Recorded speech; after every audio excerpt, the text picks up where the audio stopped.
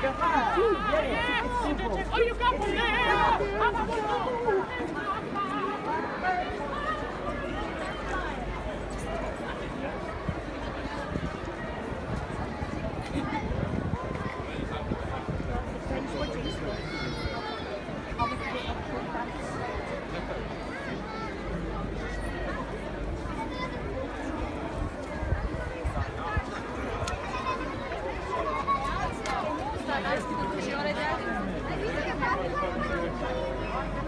Wait, what? Love you lot.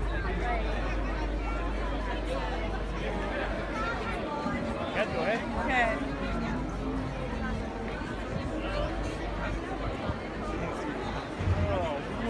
William Meat. Dark cold as well, like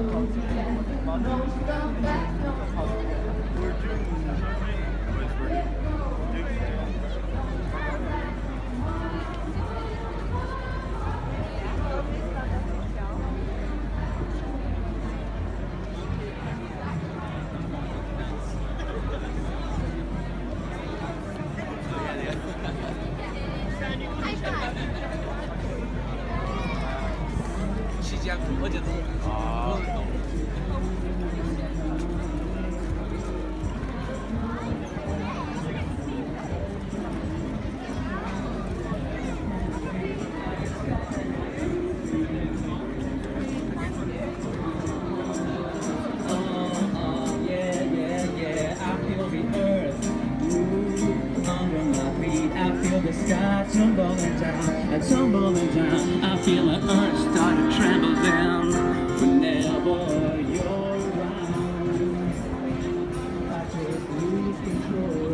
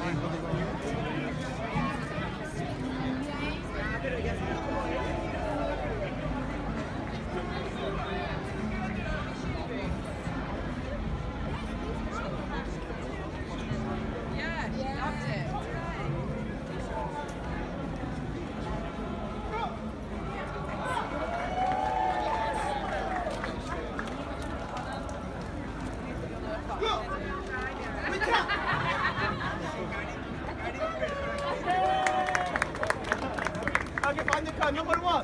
What's your name?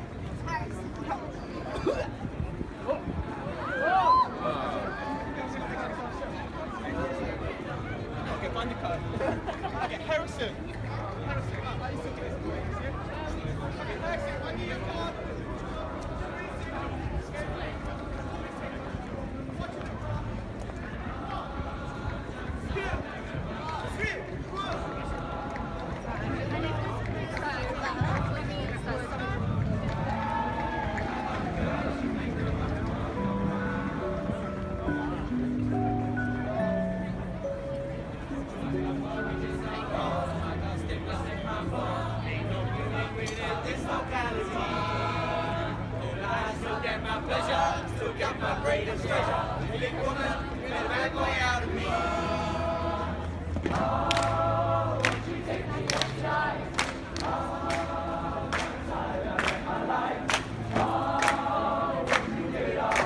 So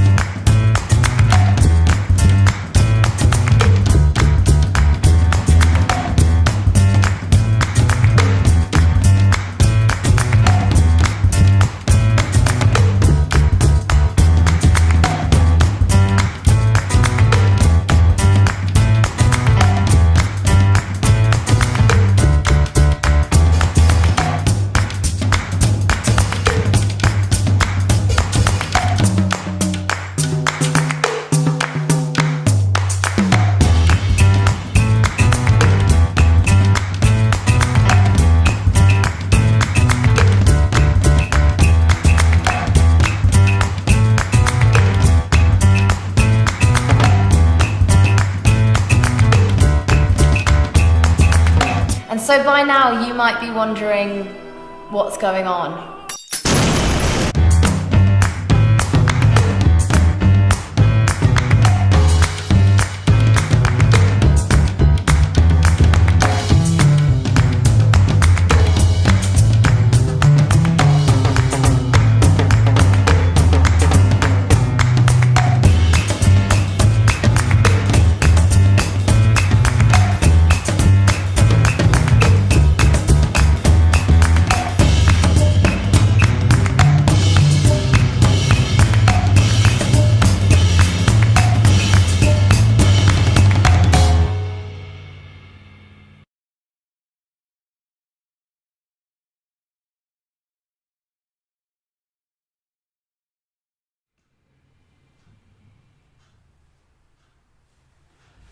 Hello everyone and welcome to our 6th online session in our series.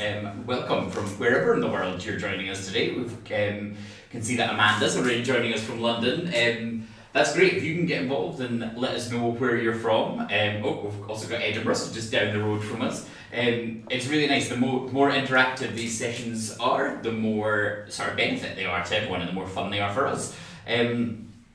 We're joining you today for our session that is about social media and about what our social media marketing campaigns are this year and how you can get involved.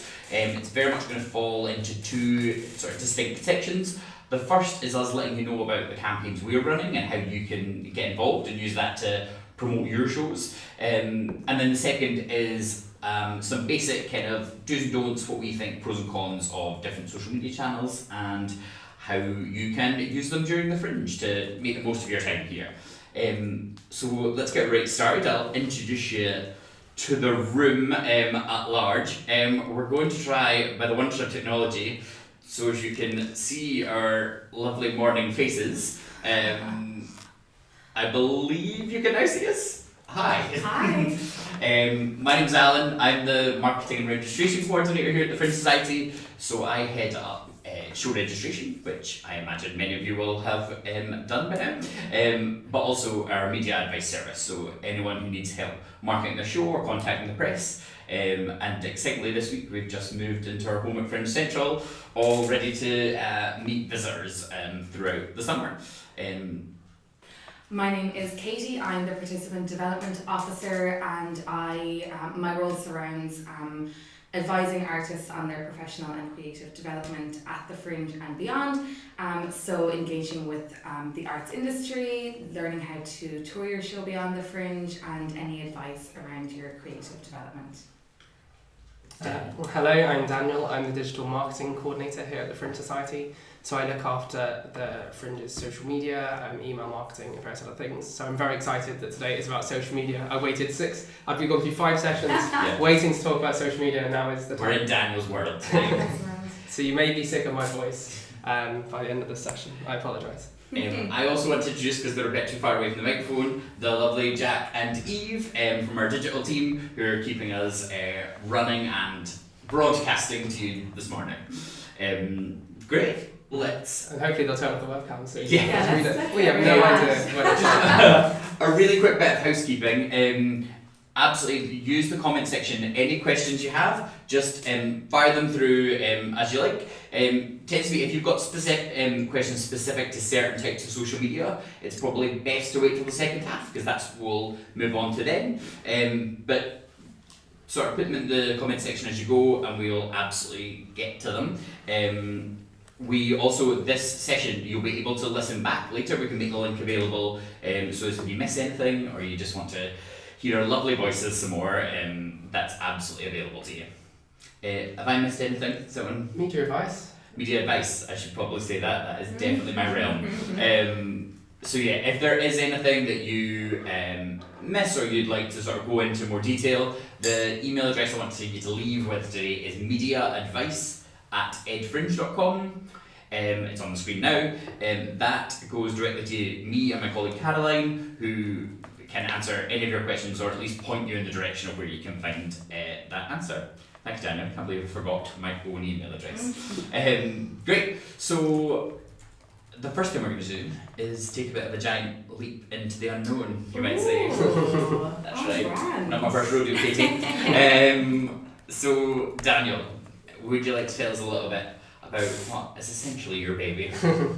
I'd love to share as we all venture into the unknown. So hopefully by this point you would have received or seen the front cover of this year's Fringe programme, or indeed any of the marketing activities we've been doing online or in the physical realm for this year's Fringe. And this year's theme is Into the Unknown, and it's a little bit different to stuff we've done in previous years. Maybe you've seen the leather-clad owl in the past, or Unboring.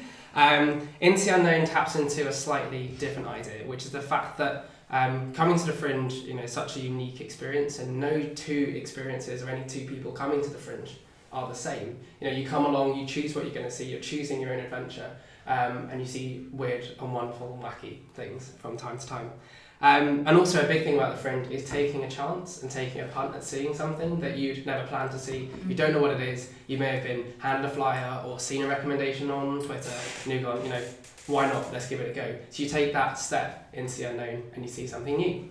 Hence this very millennial pink campaign, and that important idea that you can go into the unknown any way you want. So, for example, on social media, the most common way to talk about coming to the Fringe this year is using the hashtag Into the Unknown. And what's useful about that is that you can compare that with any sort of number of verbs. I mean, have you seen out and about already? Oh, I've seen Katie use some great Into the Unknowns. I can't remember now. On launch day, you were on fire.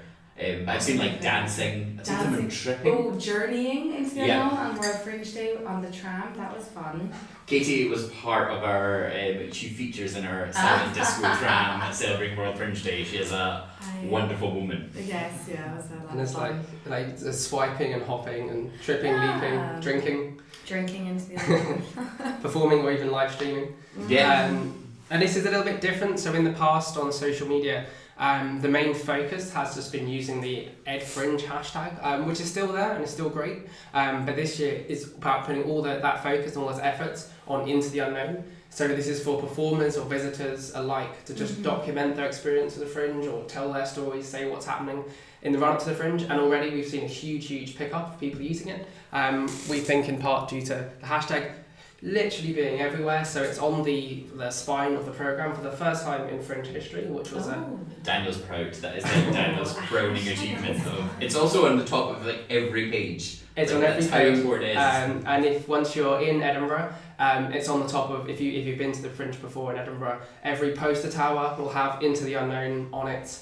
It's on, I've got a few slides lined up, it's on trams, it's on the back of buses, it's even, there are many ways you can travel up to Edinburgh. You could fly, you could run if you're particularly ambitious, cycle, drive. Many people get the train along the East Coast Main Line, and actually if you visit any of the major stations like King's Cross or York or Newcastle, you will be able to step into the unknown, and indeed across the city of Edinburgh we actually have the world I saw one of these the other day. I was at the cinema with friends and they don't work for the Fringe and don't really have much involvement, and I screamed and ran over and stood on it and took a picture. Katie also has a pair of Converse that work exactly like the programme. I was down in London like a couple of weeks ago and I was like, okay, I'm going to have a slightly non-Fringe week, and I walked onto the Underground and was immediately sent straight into the unknown, and it looked amazing.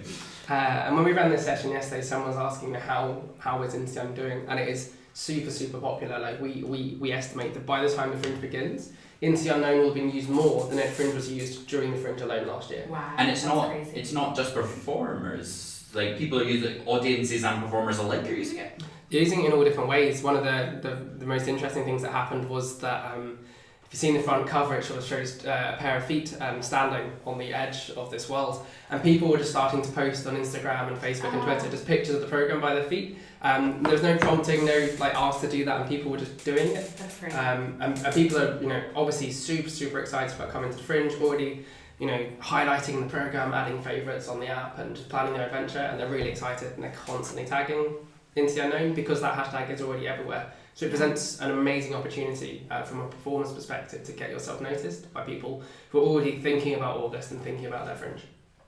Wow. Amazing. So we're going to go on to some of the mini campaigns that sort of seed and sort of trickle down from Into the Unknown. Is there anything else you wanted before we move on, Daniel? Is there anything else you want to proffer?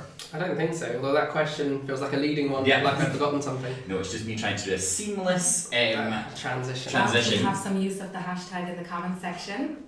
Thank you very much, Blooming Buds Theatre Company, getting in there. Also, hello to one of our sister Fringes, Brighton, is tuning in. We've got people from London, Midlands, representing all up and down the country, Berlin.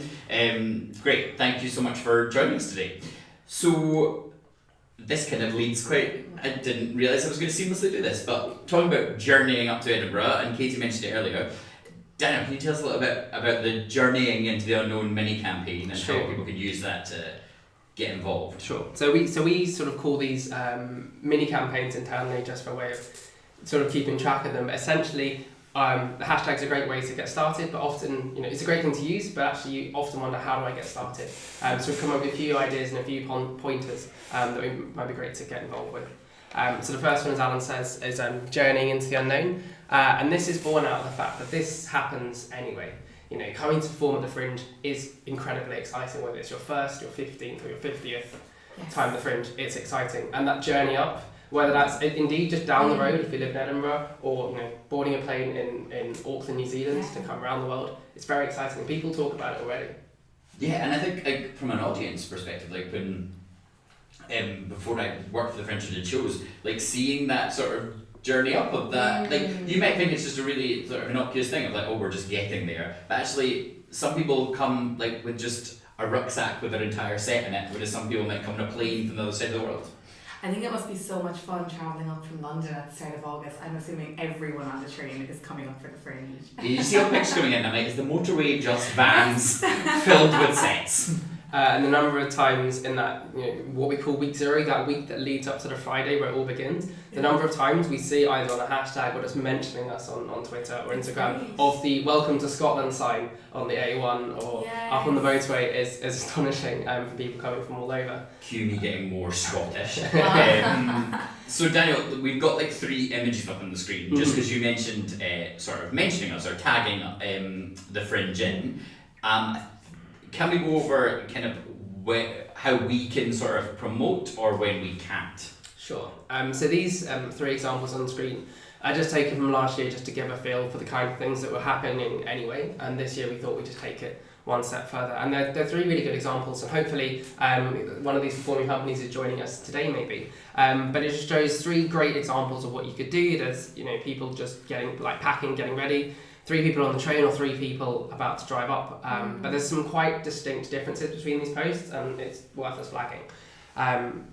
If you've ever listened to anything but the Fringe Society before, you would have heard it 100 million times that the Society is an impartial organisation. We've existed for 60 years now, and our role is to help people understand the Fringe, people come to it, and then performers and venues put on shows. Yeah.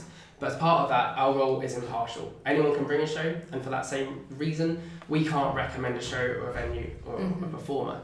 So this means that on social media, historically, we couldn't interact with anything shows were saying, which is quite restrictive. Honestly, the Fringe is arguably the world's greatest source of art and content, and we could never talk about it because we had to be impartial.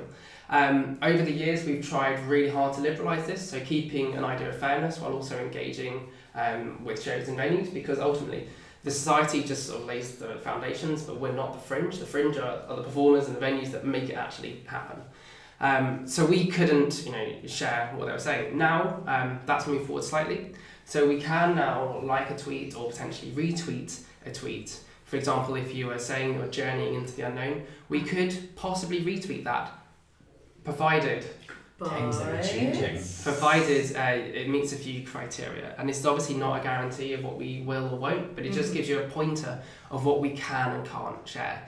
So if you look at these 3 examples on screen, the first one by the point, you wouldn't think it's a salesy post saying, we're heading up to the Fringe and their venue.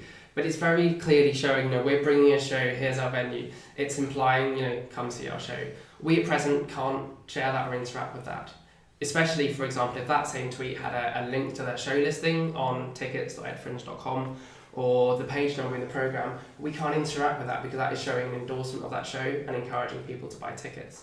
Whereas the second example, their account is branded as them as a group, but they're just saying they're going to the Fringe. They're not saying, come see our show, they're not pointing to a listing. So we could potentially like that, we could potentially retweet that. Right. And the hope is, by joining up what people are posting, such as under Journey into the Unknown, we'll have a lovely little collection of different journeys and different adventures. So once people don't specifically mention their show or their venue, that's what you're saying, we can retweet them. Yeah, it gives us the opportunity to. Obviously, with 3,500 plus shows, we can't retweet everyone, there's no guarantees, but we just wanted to give you some pointers about what we're looking out for and the things that we could potentially interact with. Cool. And are there anything else that we, as part of the journey into the known, is there any other kind of secret little tidbits that we can offer? One little thing we're doing is obviously it's your journey into the unknown, heading on a journey into the unknown. Just repeating myself. Where are we going? I don't know. Into the unknown. Yeah. So. I'm excited though because I don't think Katie knows what you're about to say. I think it's genuine. Having said there are so many different verbs you could use it into the unknown, I just said the same one twice in a row. Is that you're going on an adventure and you're packing your bags. So we are making little wee luggage tags to put on your bags. You can print them off. We'll be sharing them in the next week or so. So if you want to, just snap a photo for social, just say going to the unknown. We've got a little luggage tag. That's really cool. Obviously. I didn't know that actually. And it is, as you can imagine, it's super millennial pink and teal. Wonderful. I hope everyone has a colour printer at the ready. So thanks for reminding me about that. Yeah, no, good. I actually, because I only found out about it yesterday and I found it quite exciting. That's cool. So we've journeyed to Edinburgh. The next mini campaign is kind of about what you can do once you're here. So today we're going to talk about taking your first steps into the unknown. I love those shoes, they look great. They're like serving Dorothy, really. Yes, oh my gosh.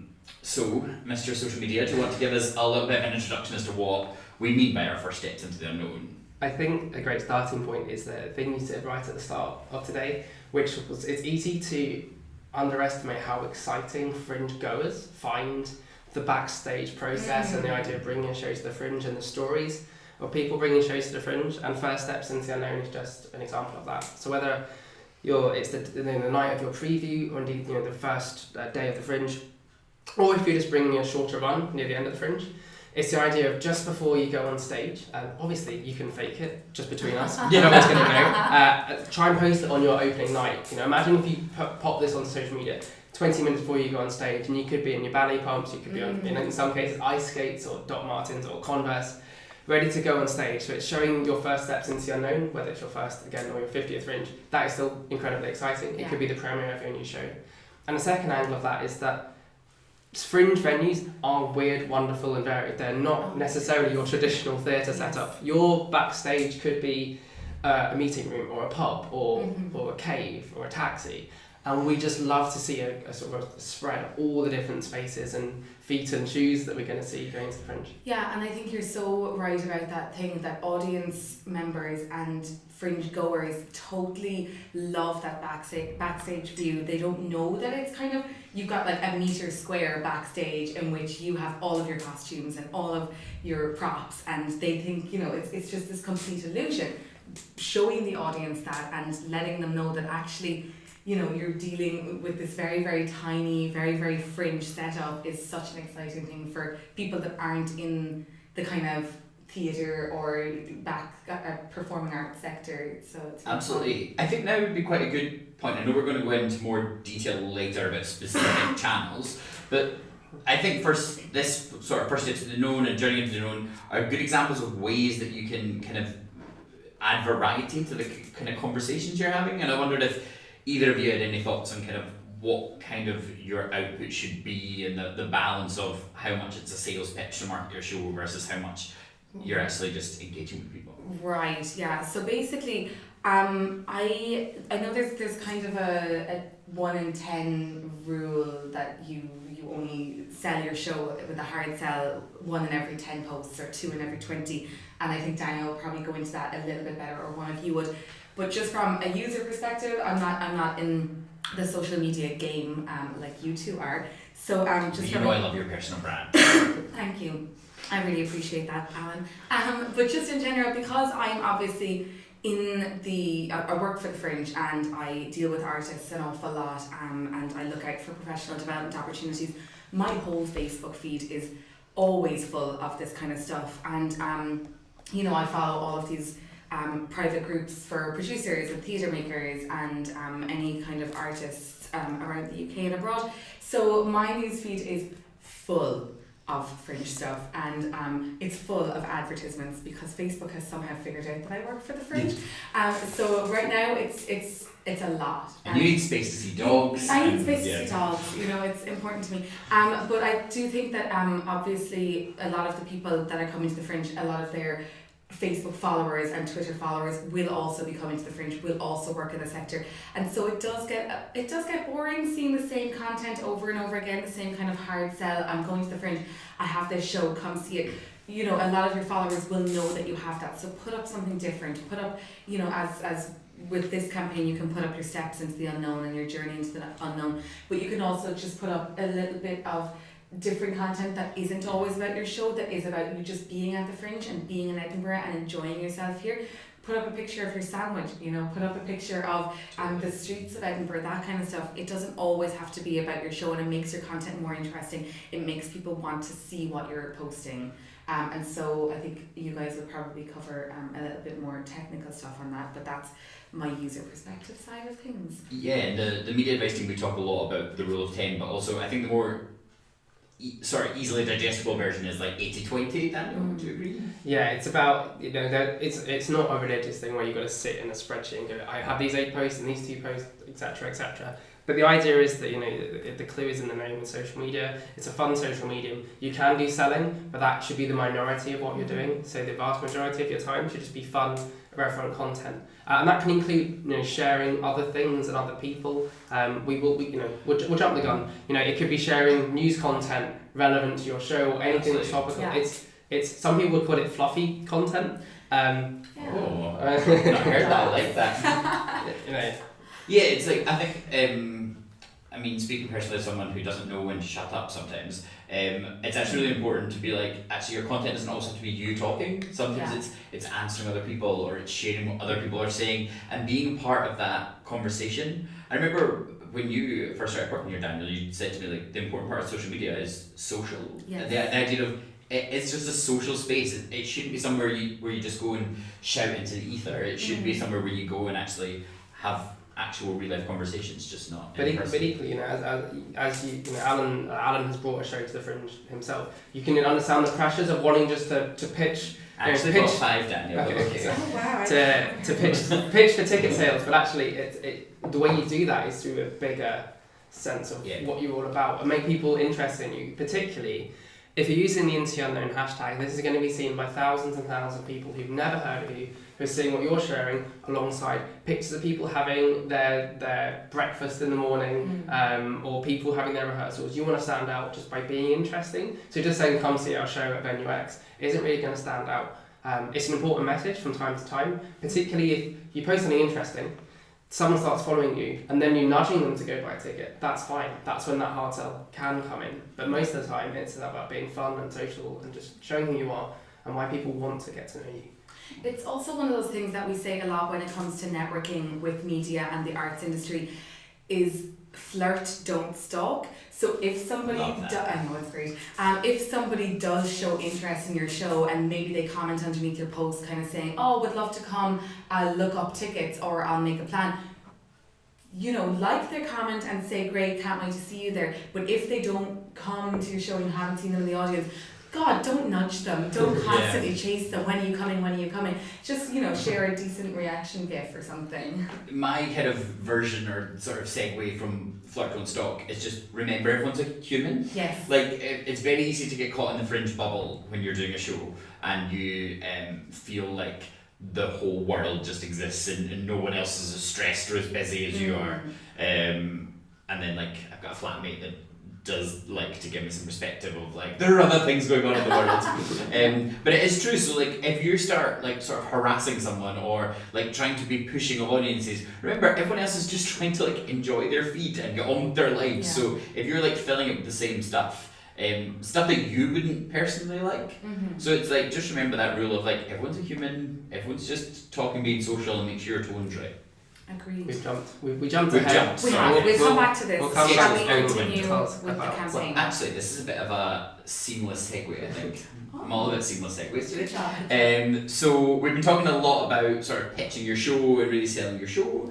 And traditionally that is done via flyering, sort of out there pounding the streets every day with lots and lots of paper, which isn't the best for the environment at times. So we've got a brand new scheme, mini campaign that we're calling Quick Flyer. Ooh, that's nice, isn't it? So, what is Quick Flyer? How can people get involved? Sure. So, you know, flyering is just one of those traditional staples of the Fringe, and in previous sessions we've talked about how many flyers you should have, and does it pass the flop factor? The floppability factor. So we, you know, we're not saying that flyers are going anywhere. We're not going to ban them overnight. But you know, in the we're looking ahead to the 70th anniversary of the Fringe. We're thinking about many of the ways the Fringe is going to evolve and change over the years, and some of the challenges it will face. And obviously, the environmental impact of the Fringe is something we have to be aware of. So, for example, at present we print hundreds of thousands of copies of the programme, and every year we've committed to reduce that. And as an organisation, as a society, we're cutting down the amount of paper use. Excellent. So, as part of this, we're thinking in the bigger Fringe landscape, how can we look at alternatives to paper use? And flyering is a huge, huge one. Tell us more, Danielle. So the idea, as you probably have guessed, is to do with social media, because I'm talking about it. And it's a hashtag. And it's a hashtag. all the signs are there. And it's a pun. And it's a perfect trifecta. There was a long list of 50 different puns for this, such as fly hard with a vengeance, which didn't quite make it through. And again, Mrs. Doubtflyer. So much fun. That was a wonderful free gift from him. So the premise of this is quite simple. It's that it's just a little platform to experiment with other ways of promoting your show beyond physically walking up to someone in the street saying, you know, let me talk about my show, this is what I'm going to do. So the idea is that every Friday from this week onwards until the end of the Fringe, between the hours of 12 o'clock and 2 o'clock, it's a really good time just to go onto social, particularly Twitter and Instagram, and just pitch your show. Great. So this could be, you know, at the most basic level, posting a picture of your flyer and saying, come see my show. That's the most basic hard sell. Cool. But what we think is going to do really well is, you know, people sharing cool videos about their show, doing that pitch. Because that question we always talk about in media advice is, you know, so tell me about your show. Yeah, and Katie, you know this as well, but like getting your perfect pitch, and actually if you can do it in 280 characters, that's getting the perfect because perfect that's around about the right length of time if you're saying it out loud is about 30 seconds, would Yeah. you say? So I think this online quick flyer, in however many characters Twitter now allows, is it 280? Grand. Basically is the same as grabbing someone's attention in the street. Within that first 30 seconds, you've got your flyer, you're grabbing someone, engaging with them, giving them exactly the right amount of information about your show that will get them in the door, get bums on seats. And, having that platform on social media to do that with the hashtag that people will know about at this point is huge, and it's kind of saving that 2 hours of flyering. It's not going to replace flyering by any means, but it's really important that it's a platform for anyone and everyone that's bringing a show to the Fringe. And just a really good exercise, if you can bring your pitch down to those characters, then you've nailed it, you've got it, and then you can expand up from there. Yeah. And it's a word you can hear time and time again. It's the impartiality word. We have we have thousands of people saying, what show should I go see? Yeah. And again, we can't tell them, but we can say, have you checked out Quick Flyer? See people pitching their shows, and although we've said it's every Friday between 12 and 2, just because we think it'd be great to get a buzz and a focus point to actually do it, this is open. Obviously, no one's in charge of a hashtag. It's open all the time. It's starting from this Friday, but indeed you could post today. Obviously, no one owns a hashtag. That's the beauty of social media. It's open access, much like the Fringe itself.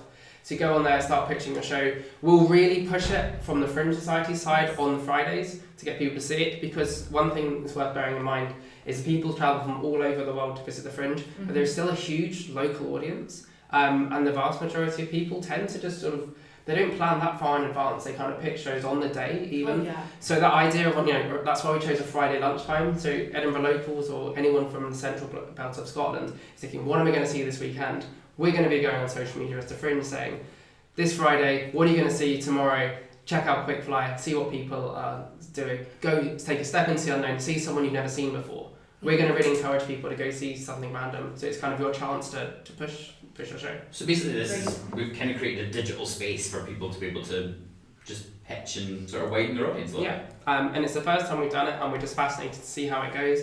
It's not going to replace flyering straight away, but we've got to try these little experiments, see how it goes. And it's just a good way of practicing of how to promote your show, have a focus point. We definitely, if we're going to do one thing a week, we're going to post between 12 and 2 on the Friday.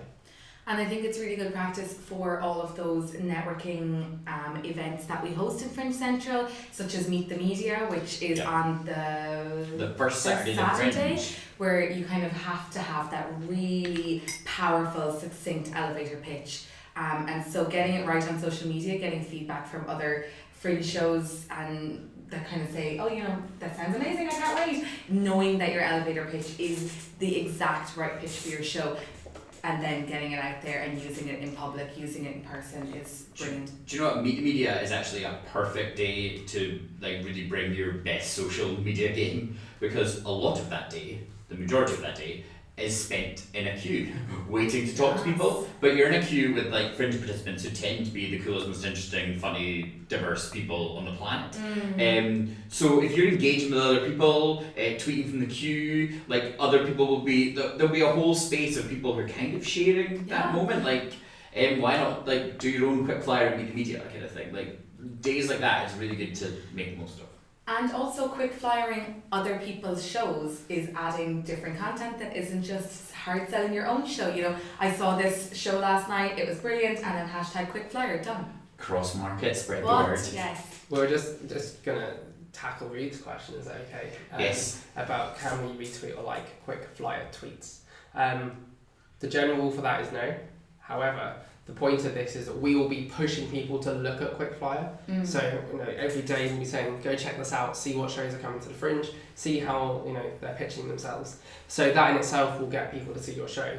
We couldn't pick one, even if it's not pushing the show tickets. The point of Quick Flyer is kind of to push the show. You want to put where they can find it online and where they can buy tickets, or if it's free unticketed, how they can come see it. Yeah. So for that reason, if you're doing Quick Flyer right, we probably wouldn't be able to or retweet it anyway. Right. We hope it answers that question. Just going back to Fiona's question earlier, this is not strict legal advice. But the general rule, as we see it, if you're in a public place within the UK, you are welcome to take photographs. There is no legal limitation to that. Obviously, as a matter of courtesy, if you're doing a close for someone, it is good practice to, ask them and get their permission. But it's not a rigid legal thing. When it comes to indoors, it's at the discretion of the individual spaces. Yeah. So, for example, if you come into the Fringe box office, we have a sign up saying, we may take photos in here for the purposes of promoting the Fringe. People can object against that. So if you're going into a venue, get permission, ask, and if they're happy, they probably have notices up. That should be fine. But if you have something specific in mind and you're worried about it, just drop us an email to mediaadvice@fringe.com and we can have a look. Absolutely. Just before we move on, because we need to time is marching on, one thing I want to say, just when Daniel mentioned venues there, if you're looking for someone to tag into a post or someone to engage with, your venue is a really great place to start, because they can shout about you and share your show in a way that the Fringe Society just simply can't. So if you sort of check it, definitely follow your venue if they've got a social media. Keep abreast of that, so as you can kind of engage in what they're doing, because they can, your relationship with your venue is really important. Yeah, and also a lot of venues will have kind of their own artist pages for performers that are in their venues, and they'll share opportunities for marketing your show on those. They'll also share, a lot of venues will have variety spots and showcase opportunities that they'll share on their private pages for their own artists. So do make sure to check in with your venue to see if they have any of that on social media, because you'll find some really great professional development opportunities on those. Great, perfect. I'm going to move us along now, but I'm going to answer Fiona's question as we go. Oh, Peter's already answering for about registering for Meet the Media. So you don't have to register or sign up for anything. What I will say is 2 people can come per company. So that is sort of checked in the door. So a maximum of 2 people per company. You just turn up and be prepared to queue and be prepared to pitch your show, and bring the right frame of mind, and know that it's going to be a lot of waiting around. So as you're ready and up and engaged for that, that's what I'd say. Just with Meet the Media, it starts at 1 p.m. It starts at 1. There's a lot of kind of chatter around people that you have to queue urban all myths, day. There's an urban myth day. about the queue starting at 6 or 7 o'clock in the morning. That's not true. Yeah, well, unfortunately, I can't say it's a complete lie, because it is true, but it means one person is there, and then no one joins them until 10. So lots of people get in that first wave. Mm-hmm. So if you're the 30th person, you're still very much going to get in the first wave of people. Yes. But that's everything about Meet the Media at the moment. If you have any questions, do just email mediaadvice@fringe.com. We've got lots of lovely information we can give out to you. Now, the last sort of section of mini campaigns, I like to think of them as our animal focused area. We're going to start off with Fringe pigeons.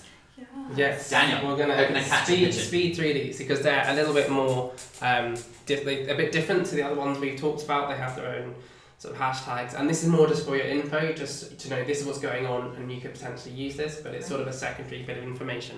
So the golden pigeon is kind of one of the icons of this year's Fringe, and they have, they've escaped and they're all over the city of Edinburgh. All over. All over. So initially we had 15 golden pigeons that flew the nest from when we launched the programme, and set up nests, flew the nest and set up new nests, lots of nests. What did they do? I don't know what they do. Well, they're all over the city of Edinburgh, but we thought, 15 is not enough. Yes. So there are now several, that was it. There's words. There are hundreds of these pigeons across the city of Edinburgh. There are golden ones in locations such as museums and train stations, in the Fringe shop, the most obvious one. But what's really exciting, what's probably most useful for you guys, is that every venue is having their own pigeon, which is white and blank, and every venue is customising it and designing it in their own way, and they're hiding it in their venue. And the idea is that members of the public explore the city of Edinburgh, and if they shoot the pigeon with a camera and post it on Twitter or Instagram with the hashtag #CatchThePigeon, every few days we're going to do a random draw, and they're going to win Fringe vouchers to come see a show of their choice. Does Fringe Central get one?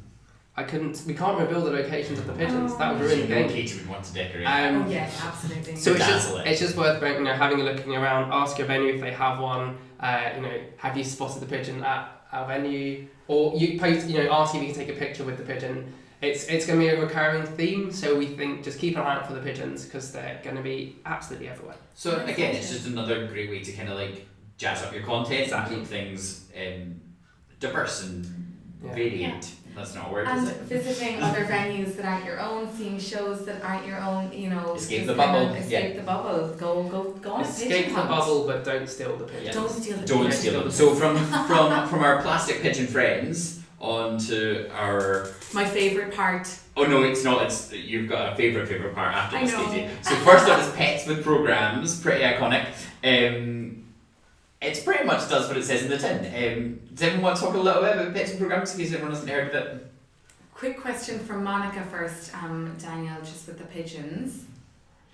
Are all venues aware of this? It's a very good question. Most, but not all, at present. But we thought we'd just give you the insider scoop of what's coming so you can start thinking about what to do. But some venues still aren't aware of this yet. So that's just for info if people stare at you blankly, or indeed if a pigeon arrives. So don't worry about that. It will all make sense soon. But we thought we'd give you the heads up now so you can start coming up with some ideas. Pets with programs, I'm looking at the clock, it'll be super quick. I mean, the pictures speak for themselves. It's just the idea of people getting their pets to have a look at this year's programme. The impartiality thing applies again, which is we do retweet as many of these as we can, but if you're saying, my dog Cindy is looking at page 256 and having a great time, we can spot that there's a tactical paw. Daniel is very good at finding the tactical paw, claw, hoof that may be pointing directly at someone's shoulder. There was a snake this year. Oh, the snake really creeped me out a little bit. Yeah, But it was very much, the colour scheme worked wonderfully with the programme. I did like that. Never had a tactical talon, but maybe one day. Yeah. So again, if you just post the picture as your theatre company, as you as the solo performer, just going, if you've got a cute pet, or indeed borrow one, as long as it's happy and willing, with the programme, post it, we'll do our best to share. I think that time-wise, that's it. Now Don't we're discriminate. completely impartial when it comes to animals. We love all pets. However, Katie may squeal at the next one. So specifically, dogs at the Fringe became an organic thing on social media last year. So this took us by surprise slightly, if we're being completely honest. That you wouldn't imagine that an arts theatre festival, dogs are what you would bring. You can't really take a dog into a show, but so many people walk the streets of Edinburgh, enjoy the street events with their dog. And last year, so many people did it. It became a certified Twitter moment because it was outperforming Ed Fringe. Because so many people were bringing their dogs, and we kept encouraging them. And only 20% of those tweets were Katie. And I don't have a dog. She doesn't have a dog, just other people's. So it's worth checking out. Any of these hashtags, just go look at them, see what other people are doing, take some inspiration. That it is what it says on the tin, but if you can find a dog, even better. And if you can bring a dog into me in Fringe Central, I will forever love you. Oh, Amanda's looking to borrow someone's dog. Definitely, we'll find dogs, Amanda. And it's one of the most commonly asked questions of us is, can I bring a dog to venue X? I've seen dogs in shows before, so I think in certain venues. Definitely allowed in Fringe depends. Central, aren't they? I Are they? don't We know. don't know. Hopefully. Katie will find a way of getting a dog into Fringe Central. So, And obviously, if it's an accessibility dog, it is Yes, legally allowed into any venue. they're working. For sure. They're working. Right, so I feel like that's us pretty much up to date on all of our mini campaigns. We're running slightly over, but no, we're having a good time, and we've covered all of your questions. I think if you get any more, keep them coming. So the next session, we're going to start off by giving a kind of brief overview, which we've kind of already touched on, but kind of like social media and how best to use that in your campaign when you're marketing your show, and then we're going to break it down into 3 specific channels that we're going to talk about in a bit more detail. So speaking of channels, the first commonly asked question about this is, what channels should I use and what channels will work best for your show? Mm-hmm. And with everything that comes with social media, it just depends on who you are, who your audience is, what you have at present. And it links, I'm going to bring up the second question now as well, of how do you manage your time and user control? Because one of the most common things Alan says about social media is it's free, but that's a bit misleading. Yeah, one of my catchphrases is social media doesn't cost anything in money unless you're sort of doing some paid for activity. Where it does cost you is time and energy, and I think you'd agree, Katie, especially if someone's like a solo performer, for example. Yeah. Your time and energy is very valuable at This the is Fringe. it. If you're a solo performer, you are the producer of your show. You are your own PR. You are performing. You are flyering. You are getting out there and networking, and also controlling social media. You know, it's a lot to take on, and you are only one person. It's a long month. So do manage your time efficiently. If you can only post one thing a day, or if you can only engage with one channel, that's totally fine. Pick the channel that works for your show. Where is your audience? You know, what kind of content are you going to put up? If your show is quite visual, Instagram might work. If your show is, you know, quite I mean, I don't really know, Daniel, you're probably better at this. What I would say as well is that it's that who's doing it as well. Yeah. So like if you're the producer and you're doing a million different things at once, and you feel like you need to do it because you're in control of everything else, but actually you might have like a friend with you, or there might be someone doing your tech that's actually like just really naturally good at social. Hand over the reins, let them have it, because if you've decided a tone of voice that works, actually if someone's naturally good at it, it's one of those things that as much as you can definitely grow and evolve and get better at it, if someone's already got that knack and they're up and running, let them fly with it. And there's two really important points when it comes to this, and it's really handy actually the conversation we just got on screen now between Blooming Buds and Blue Get Theatre, which is if you have a channel or indeed you're going to set one up, how do you brand it or position it? And it's a really common question. And our advice for this is, obviously it depends if you're a solo performer versus a company. But the idea with any of this is if you've got an account and you want someone to follow you, that's a sort of a long-term relationship situation. You want them to maybe see you again, whether that's at the Fringe in 2019 and beyond or in another festival. So think about how you're branding your channels to make them have the long-term makes sense. So if you're a theatre company, avoid naming your channels after the show, because if you're only going to do the show for 1 year, then it won't make much sense. So you're much better off branding it as the company, or indeed you as a solo performer. That's ideal. Yeah, as a perfect example of we did when I first did the Fringe, we did do it as a company, so we did do the right thing, but then the company very much rebranded because we hated everything we'd created in terms of our name and our brand, and having to start again the next year of getting people to transfer over and sort of start from scratch was just like, we did all this last year. And there's also that thing of, yes, on many social media channels you can change your username and you can change your handle, but that's quite misleading for your followers, because a lot of the time they'll be following your specific show and then they'll find that you've changed the name and they're following another show that they never chose to follow and they have no interest in. So I think it's quite important to name it as your company or as your performer page, but also protect yourself on social media. Don't use, if it's your own personal page and if you're a solo performer and you're using your personal account to push out your show, be aware that it is your personal account, and if you are putting up your own stuff, just be very careful, protect yourself and share stuff that you think is going to go down well with absolutely. So we've got a question from Paul. What's the most popular channel at the Fringe? And this may actually lead us into the next section, Daniel. It does. I'm gonna hold it for a few seconds and say hello to Sean for joining us late. You can obviously.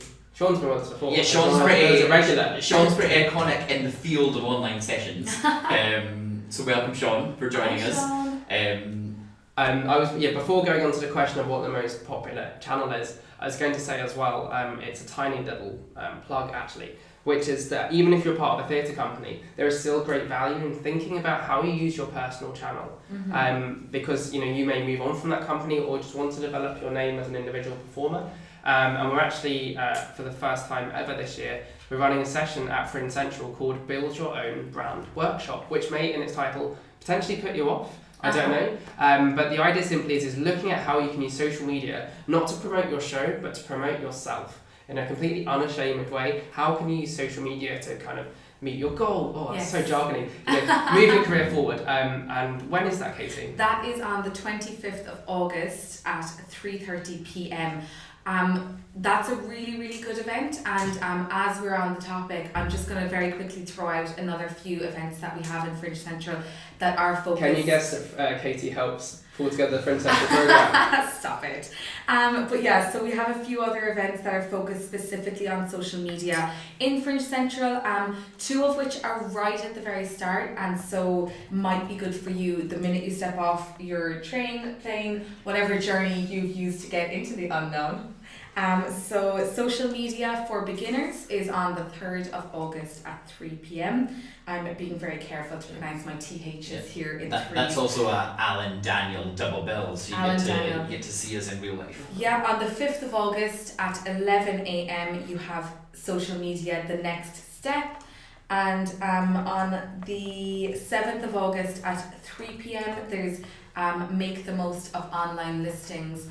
I'm seeing Jack is putting in information on where you'll find all of the Fringe Central events in the comment section just now, but also just drop us a line if you have any questions about specific social media events, and I'll hand back over to Daniel. Thank you. And the live chat will stay after the session, so you can come back to this through the same link at any point, and that chat will be there. One last thing I want to say about Fringe Central, sorry, just before we move on, is actually just come in and say hello. Do you know what I mean? See when you arrive, like honestly, it's a really good place to like just get your bearings, meet other people like you're doing it just now in the comment section, and just kind of sort of feel like you're a part of it and sort of touch base and be grounded to kickstart your month. Yes, agreed. I'm going to change the slide. And we live there, so come visit. So, Daniel, channels. 3. Talk to me. We're going to talk about 3 for now. They're the big guys. They're the big guys, and we will touch upon the question, which is the most widely used, in the next 12 minutes. We'll try and cover all of these really quickly. We did this yesterday. We did it yesterday. We can do this, but keep your questions coming, and we'll try and cover absolutely every single one of them. So we're starting with Twitter because it is the biggest channel for the Fringe for a number of reasons. Seamlessly answering Paul's question there. The benefits of Twitter are that it is, like the Fringe, it's on the whole an open platform. Anyone can see what anyone is posting. When people are being encouraged to go into the unknown, see something new, follow someone new, it is the best place for people to discover stuff that's happening. That is the benefit of that. Yeah, I also think there's something about Twitter that really speaks to the nature of the Fringe and its immediacy. Yes. Like I know that timeline things have changed a little bit and how it works, but actually it's still where people go and it's like an instant reaction to something. So if you're doing the bucket pitch at the end of your show, or just generally talking to your audience after the show, you want to take that time to let them know where they can follow you or where they can shout about you if they've really loved your show.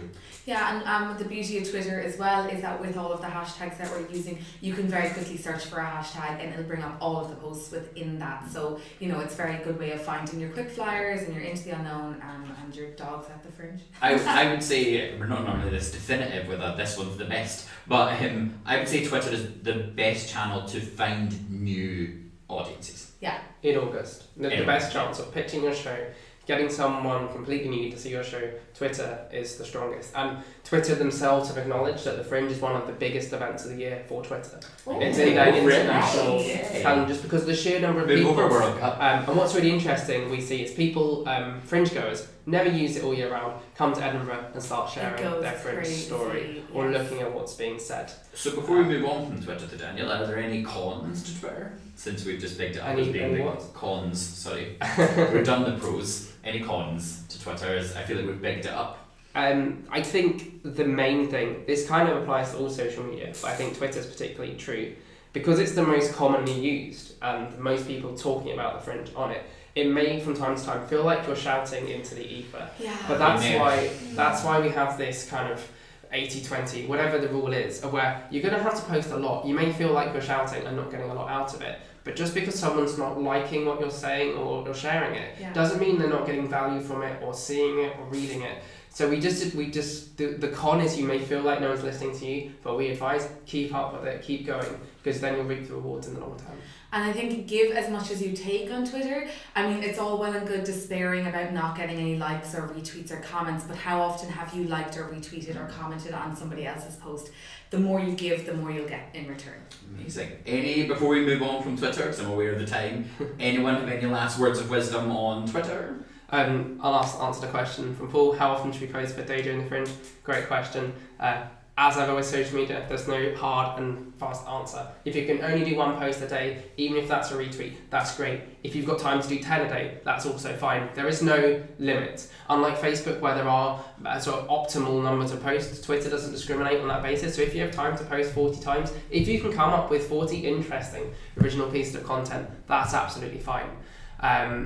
I'll come back to Sean's question in a moment just to make sure we can cover everything. Okay. So we can jump onto Facebook now. It's quite a short one, which is Facebook is the world's largest social network. It is incredibly valuable, and we use it a lot as a Fringe society to encourage people to come to the Fringe, but it is incredibly difficult to use for promoting your show because it is a closed medium. People have to actively seek you out and like you. So that's good in one respect. If you want people to come and see you in years to come, it's great. But in terms of getting someone to see your show, in terms of posting something on the 10th of August, hoping someone will come and see you, it's not gonna work. What we see in team media advice is that Facebook is useful to rally the troops that already support you.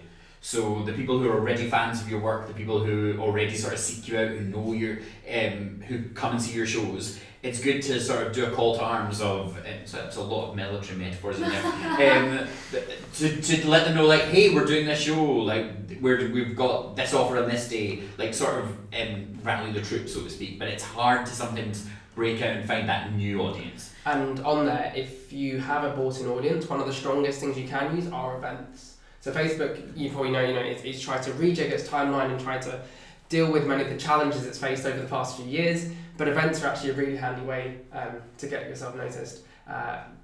But it's not a high priority. I would not prioritise this over Twitter or indeed Instagram. I think one of the most useful things about Facebook is networking with private groups and finding your niche amongst peers. I think all of the kind of private groups for theatre producers and technicians and performers, etc., are really good. It's a good way of finding out where your professional development and creative development opportunities lie.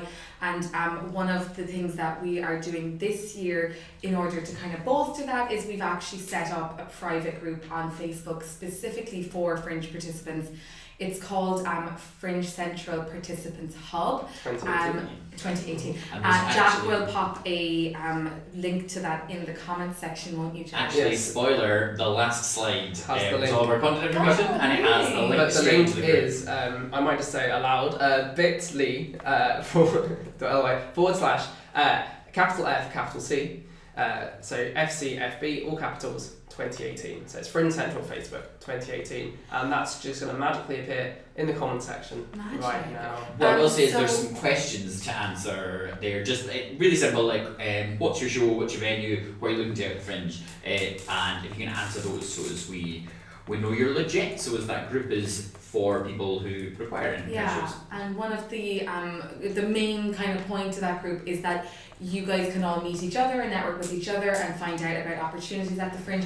As we're impartial again, it is not for promoting your show, but more for learning from each other, and we're in there to answer your questions if you need. Because that would get boring really quick if it's just everyone. And it's not useful because other people are performers. I'm going to move us on. Final Facebook point though is people ask about advertising. It is the cheapest place to do social media advertising, but advertising on social is based on an auction. So people are bidding for people to see, for their post to be seen. In August, a lot of people are doing that on Facebook, so it may not be the best time to do it. Sure, have a go, and if you've got some budget spare, try it out, but it is one of the hardest places to get it right. And unless you're able to really accurately measure if it's working, it may just be worth spending your time and money elsewhere. Good. So Daniel, my show is really visual. What should I do? Instagram. Tell us about Instagram.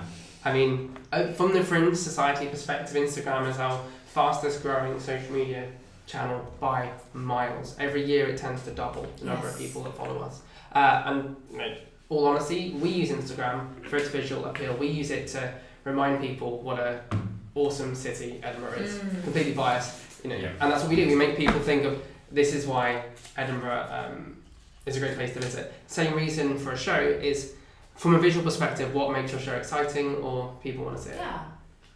Or just again with the kind of visual journey, arriving in Edinburgh, seeing your first site and the first steps into the unknown, that kind of thing. I think Instagram can be really, really great, especially with Instagram stories. You've got your instant, just snippets of what you're seeing, what you're experiencing. It's really great for fellow performers, but also audience members, seeing what they can experience. Absolutely. And if your show is like fundamentally that really visual show, like puppetry, things like that, dance, really colourful costumes, all of those things work really, really well in the format of Instagram. Yeah. And much of the advice that we've shared about Twitter applies to Instagram with regards to just using the ensuing hashtag. You can use a bit more. You can use more hashtags. There's different schools of thought, but with Instagram up to 15 to 20.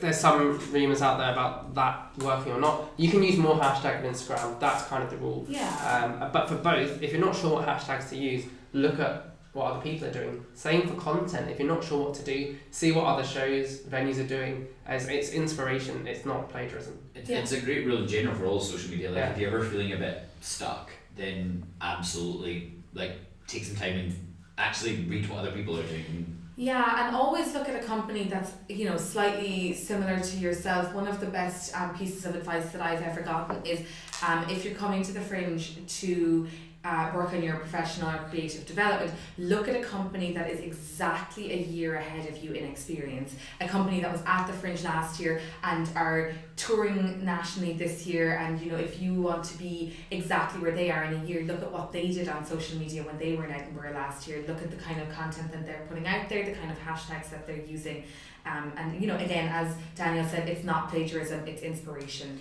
Yeah, and I feel like that was a good slide into us finishing off with our top tips. Yeah. So Daniel, you're the master. You can go first. Top tip: social media. Go. It's a really good question. I'm gonna. The easy one is obviously use Insta. I think it's take inspiration from others. I think that's the go-to one. There's no such thing as an original idea. See what other people are doing, and not worrying if what you're doing is polished. Across the board. Behind the scenes, a photo taken on your phone, or a little video shot in portrait on the mile, it's all good. Yeah, that links into mine, because mine is it should never feel like a chore, and if it feels like a chore, you're probably in a bit of a rut and not quite getting the most out of it. So if you're feeling this just doesn't feel like fun anymore, then do what we suggest, take that break, see what other people are saying, go out and see a show, because that will get you the inspiration to go and kind of ignite the spark again. Mine is probably don't focus so much on likes. It's the Fringe and it's busy and people are kind of taking their 5 minutes between shows to scroll through their Instagram or scroll through their Twitter feeds. They don't have time to like things. It's not, if you don't get the kind of likes that you would usually get outside the Fringe, don't take that as people haven't seen your post. People will have seen your post, but they just don't have time. And just let it organically. Yeah, I know that I'm crazy busy at the moment, and I am normally stuck to my phone on Instagram liking everything, but now I'm just kind of scrolling through really quickly and seeing what I'm seeing, but not engaging with it. People will still see don't despair, people will still see your posts. Well, guys, we have brought that home with looking at the clock around a minute to spare. Is that a World Cup reference? So, I just wanted to make sure there's not any questions. You were going to come back to Sean's question, Daniel. I was. Kind of things are worth sharing on Twitter. Well, then I realised that my recommendation would be just to check out the first. There's other bits of advice, but check out the first 20-30 minutes of this session. We ran through some of the examples of things you could share on social just to get you started. And then following that, I think it's a case of just getting a feel for what other people are doing, going back to that 80-20 rule we said earlier, of sharing just fun, interesting content without the hard sell, which then gives you the license to later on say, here's where you buy tickets, or here's how you find our show. The Fringe is such a dynamic, such a unique place that actually, if you just go out there and live in it, you will get material naturally. I agree. So that brings us to the end of the session. So thank you very much for joining us today. We've got our contact information up there on the screen. You can see us there on mediaadvice@edfringe.com.